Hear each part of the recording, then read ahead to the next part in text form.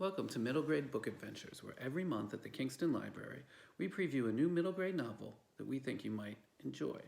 This month, we're going to look at The Gingerbread Witch by Alexandra O'Veary. I'm going to be reading from Chapter 3, A Wolf at the Door. Maud sat on a fallen log, scruffing the powdered sugar dusting of snow at her feet. Her basket lay abandoned a few paces away. Grim nosed about, hoping for something more appetizing than the icy mud of the forest. Maud wasn't sure how long she'd been sitting there, but twilight was creeping over the treetops. She hoped it was long enough that Mother Agatha was beginning to worry. That'd make her sorry she'd sent Maud on an errand rather than let her meet the visitor, rather than let her do anything interesting. But the downside was that the log wasn't very interesting either. And with the frost still clinging to the branches, she was already shivering. She glanced over at Grim. "You think I'm right, don't you?" As usual, Grim didn't reply. He might live in the gingerbread cottage, but he wasn't one of Agatha's creations.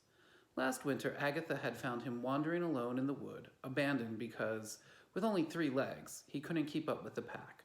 She'd taken him in, entrusting his care to Maud. Maud had hoped it meant the first step in the witchery training. Getting a familiar was vital for any young witch, but she'd been wrong about that too. She folded her arms. "If Agatha really wants me back, she'll come find me." Grim nudged her leg, and she glanced down at him. "I know it's cold," she said, "and we're not meant to be in the woods after dark, but I'm making a stand." She shifted on the log, and a sitting stand. She snuck a sidelong glance at the wolf pup. He looked up at her with his big, shimmering eyes. She let out a sigh. I know. I should go back." Despite not talking, Grim gave good advice. With another sigh, she picked up the basket and began to make her way back through the trees. She half-heartedly picked a few frost berries she saw along the way, so she'd at least have something to show for herself. But with her anger at Agatha fading away, she was left with an odd feeling in her stomach. The fear that sometimes crept in when Maud was trying to sleep. What if Agatha really had made her on a whim for no reason at all? What if she was just another experiment? Maybe Agatha had wanted to see how far she could press the magical properties of gingerbread, testing its ability to hold life. Nothing grander than that. Maud shook her head, grabbing another bunch of frostberries.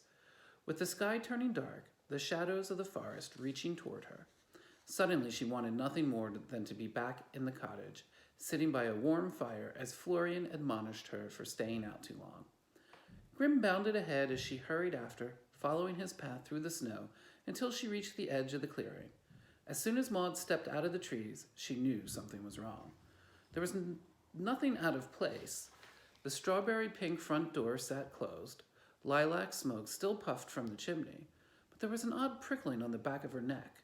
She paused, Grim nudging at her knees. A shadow flickered in the cottage window, and Maud's heart leaped into her throat. That wasn't an Agatha-shaped shadow. It wasn't a flutter of wings or a swishing tail. Maud took a tentative step forward. The shadows shifted, turning away from the window, and Maud caught a glint of silver. It couldn't be.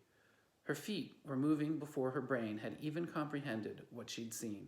She sprinted toward the cottage, stumbling over stubborn patches of ice and stray rocks. Jumping over the gumdrop wall, she skidded to a stop under one of the sugared windows. Her heart hammering, she peered over the ledge. 2 people stood in front of the huge stone oven. They wore matching silver cloaks, and matching swords hung at their waists, the hilts curled over to look like a wolf's claw.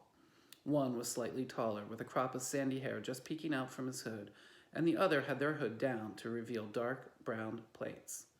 They didn't look much older than Maud herself, but their masks were unmistakable.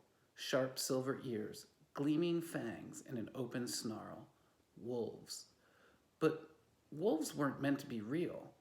They were a distant story that young witches whispered after dark, spinning tales of the mythical witch hunters to scare their friends. They belonged in books, the ones Maud wasn't meant to read yet, but snuck away with anyway. They definitely didn't belong in Agatha's kitchen. The taller of the 2 shifted his feet and his voice drifted out to where Maud crouched. "I don't know what to do next, all right? It's complicated." The girl scoffed. "Okay then, Mr. I'm so brilliant I have the handbook memorized." "The handbook doesn't exactly cover this." The boy turned and Maud ducked out of sight. She pressed against the crumbly gingerbread of the wall, hoping he hadn't seen her. When no shouts came, no running feet, she let out a low breath.